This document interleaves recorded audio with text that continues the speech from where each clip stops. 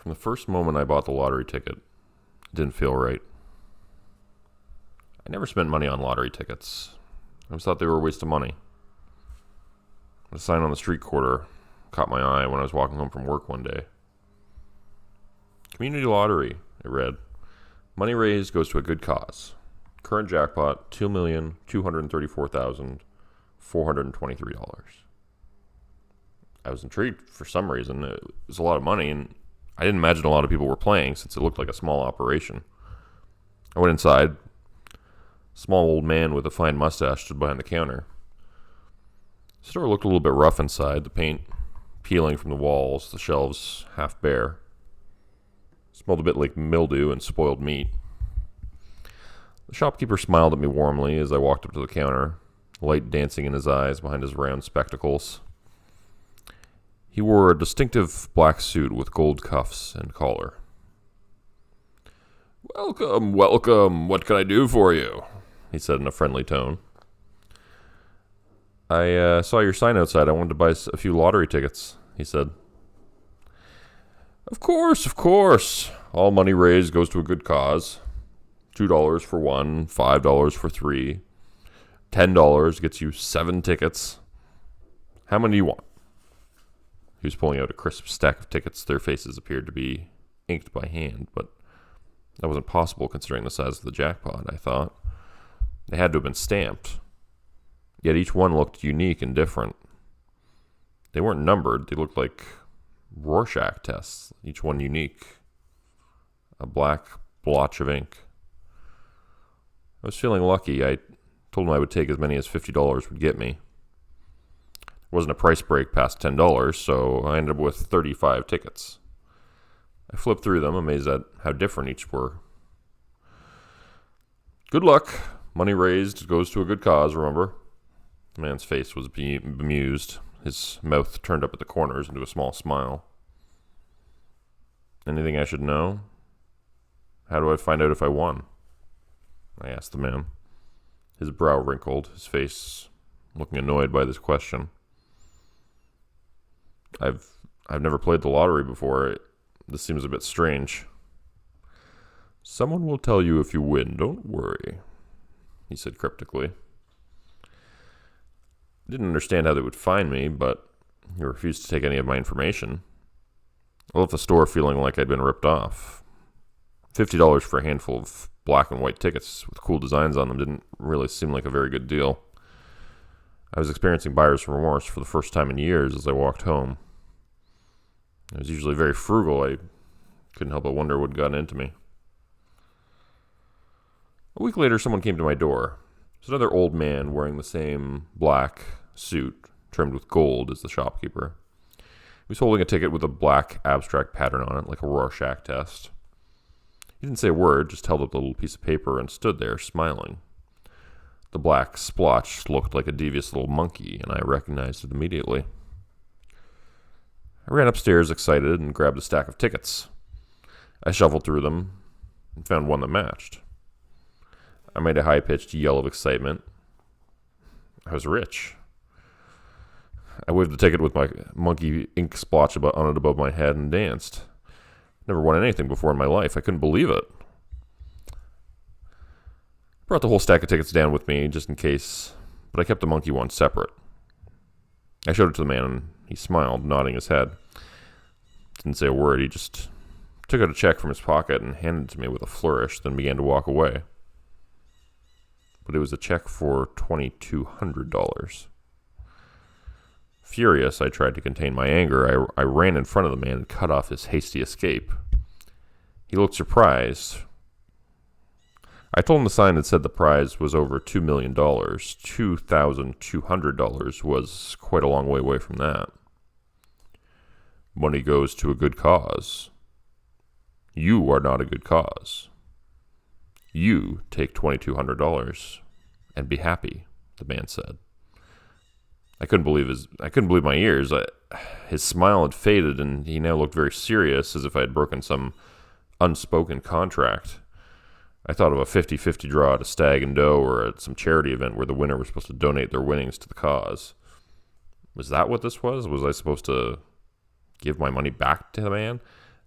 I thought of the man's words, all money raised goes to a good cause. I didn't even bother to ask the name of the charity. Listen, if you guys try to screw me here, I will come after you for false advertising. I see what you're trying to pull. I won this thing fair and square. Now give me what's mine, I told him, gritting my teeth. I'd never been a greedy person, but the idea of $2 million that was rightfully mine being taken away from me rubbed me the wrong way and brought out a very bad side of me. I'd already mentally begun to spend the money and felt robbed and cheated. If I wanted to give some of it to their fake charity, that was my decision to make, a greedy and unfamiliar little monster's voice said inside my head. The man furrowed his brow. His eyes looked sad for some reason now, and he reached into his pocket and pulled out another check. He put the other one away and handed me this one instead. The amount written on it was $2,234,423. I jumped up and down, giddy with delight. When I opened my eyes again, the man was gone. I couldn't believe my luck. I had thought I would only get half that amount at the very most after some negotiating. No one contacted me to ask if I wanted to have my picture taken with a big cardboard check, and I was a little bit disappointed, but decided I wouldn't let it bother me. I had over $2 million to spend on whatever I wanted. No one called to ask me if I wanted to donate a portion of it to the organization's charitable cause, but I just assumed they would send something by mail. First things first, I thought, and called my job. I quit without much notice, playing punk rock on my laptop as I did so and singing "Take This Job and Shove It" out loud as the hold music played in my ear. I sang the lyrics to my manager, letting him know I ain't working there no more. My boss was furious, but I just hung up on him. Holiday in Cambodia came on the playlist next, and I listened to the furiously jovial tones of Jello Biafra with a big smile on my face as I lay on the couch. It felt good to be in charge of my own destiny for once. Or so I thought. I went to the bank to deposit the check. After talking to managers for a while, they made a phone call and confirmed the check was real. Probably should have checked that first before quitting my job. They told me it would take a little while to clear and said I would have a week or two to have to wait to spend my money. I sat around my apartment for a couple weeks playing video games, watching old movies, and enjoying the unemployed lifestyles of the soon-to-be rich and famous. Finally, the bank called and said I could play with my cash. The manager tried to tell me something else, but I hung up on him before he could waste any more of my time. The guy's voice was dry, boring, and suddenly I had no attention span for boring. After a lifetime of normality, I was ready to have some fun. Went to the BMW dealership first. I'd always wanted one and decided I would treat myself to an M5. They obliged, and I burnt rubber to the car parking lot, watching their surprised faces as I drove away. The car had a lot of torque, though. It was tough to control due to my lack of experience with high-performance vehicles. I didn't let that bother me, though, as I gunned it down main roads until the cops pulled me over and gave me a hefty speeding ticket. The price of the ticket didn't bother me. The points against my license did. I already had a couple recent speeding tickets with prior infractions, and the cop told me with this most recent mistake I would need to go in front of a judge to plead my case for why I should keep my license. I bit my tongue, tried not to scream at him. My license would be revoked for up to 6 months if the judge decided I didn't need it that badly and or wasn't remorseful enough. I tried not to worry about it too much, but 2 weeks later my license was revoked. The judge hadn't liked my attitude, apparently. To get that bad taste out of my mouth, I contacted a real estate agent. I was in the market for a house, I told her. Something big, with a pool. The greedy little voice inside of me said. She showed me a few options, and I settled on the nicest of the bunch. It cost a cool $1 million, but it was worth it. I spent another day shopping and filled the house with top-of-the-line electronics and comfortable leather furniture, a pool table, a Pac-Man vintage tabletop game, and outfitted the back deck with a gigantic Weber barbecue with a buttload of BTUs. After all that shopping, I gave some money to friends and family who started to hound me for cash. to help them pay down debts and replace aging and broken down vehicles. It had always been good to me, so I felt guilty saying no. I had some student loan debt as well, so I wiped that out with a sigh of relief. I had a terrible feeling when I logged into my bank account and realized how much I'd spent. I knew I was no longer a millionaire, but was surprised to see the balance was $655,573.24. I spent 2/3 of my money in 3 weeks. But at least I had a sweet ride and a great house to show for it, I thought. I made a mental tally of all the things I'd purchased, tried to make myself feel better, but couldn't. I felt empty and hollow inside suddenly. Couldn't understand the feeling. Tried desperately to get rid of it. I took a trip to Hawaii. I got sick the day I arrived. With a virus the doctors couldn't figure out. Travel insurance covered the hospital bills for the most part, but the vacation was a bust. I came home a month later, spending all that time in the hospital. I hadn't even been to the beach while I was on my trip. I was so sick I couldn't spend more than 10 minutes out of bed. Wounds and bed sores developed all over me, and my skin became paper thin from the steroids the doctors prescribed to fight the illness. I got a cut on my foot the day I got home, and it stubbornly refused to heal. Wouldn't even stop bleeding and quickly became infected. I ended up in the hospital again, this time in an isolation room. My wound had picked up another infection. Nosocomial and resistant to antibiotics. Perfect, I thought. Just one more thing. What else could go wrong?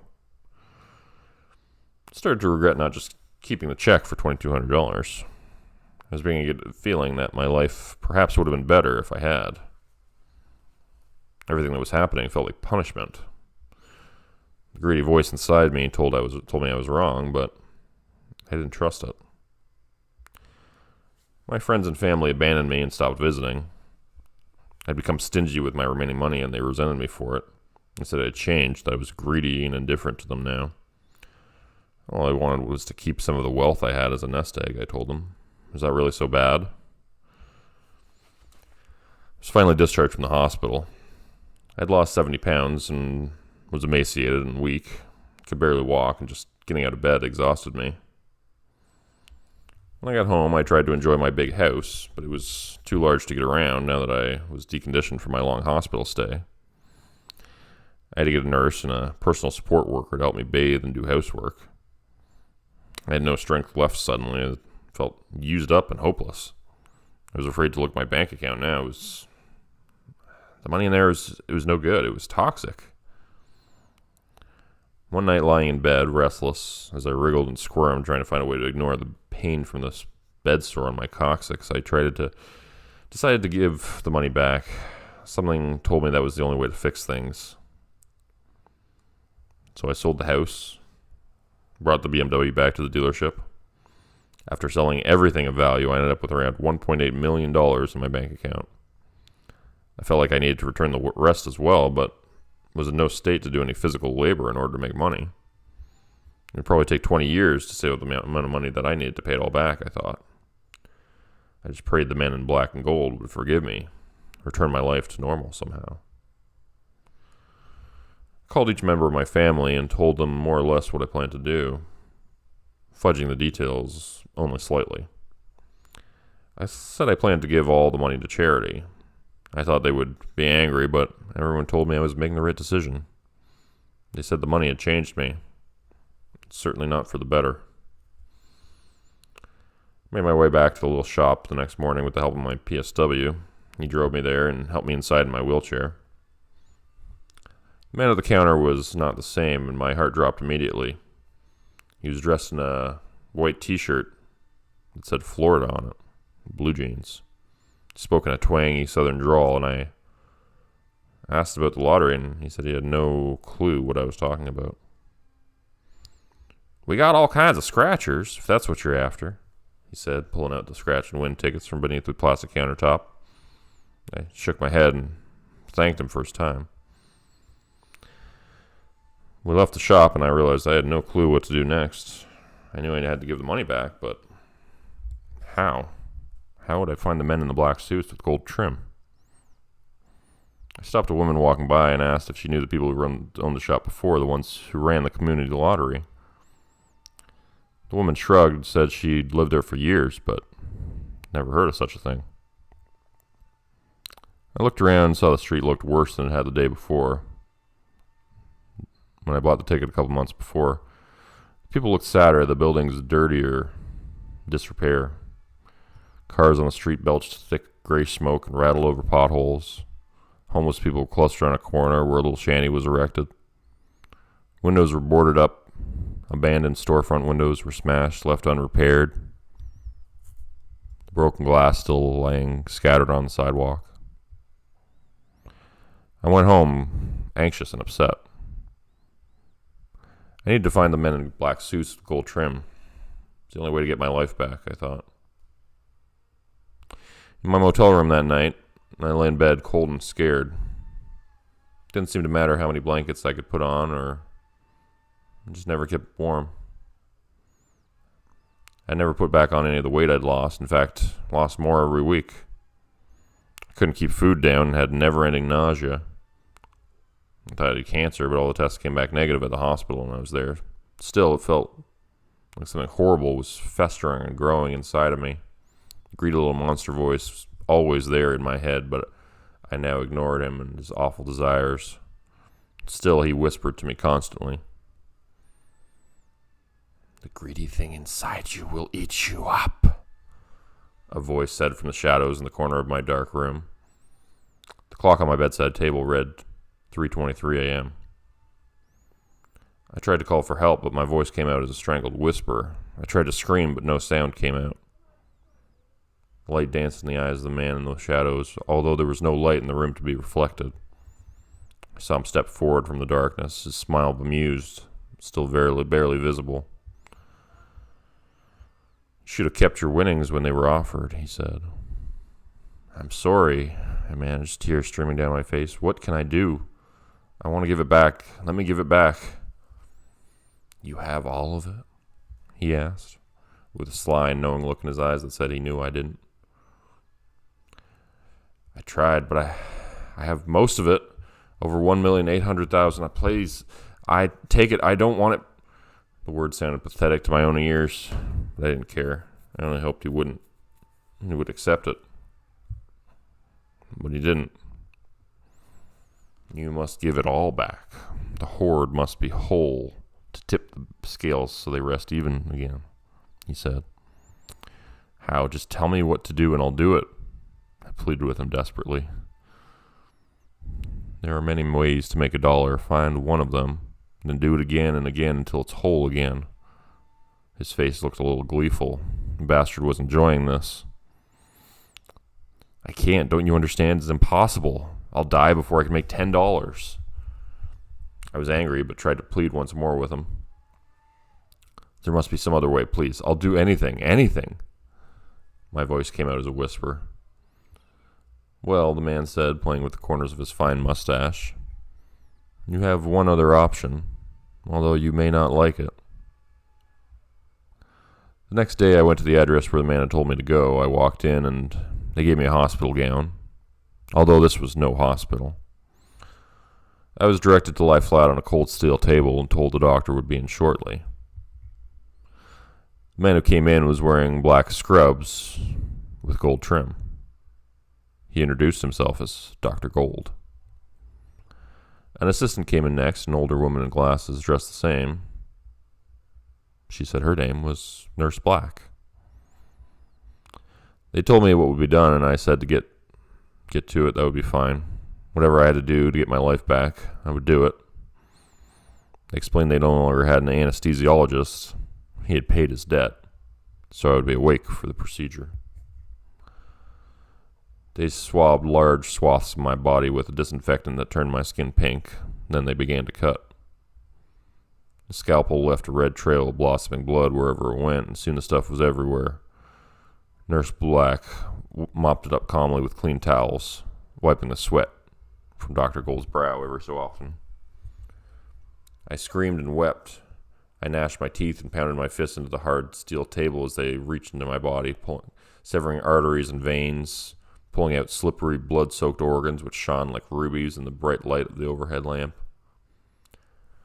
I passed out after they cut off a portion of my lung, when I felt like I couldn't suddenly no longer breathe. The doctor looked around with wide eyes for a moment as if he'd made a bad mistake. I woke up once more and wished I hadn't.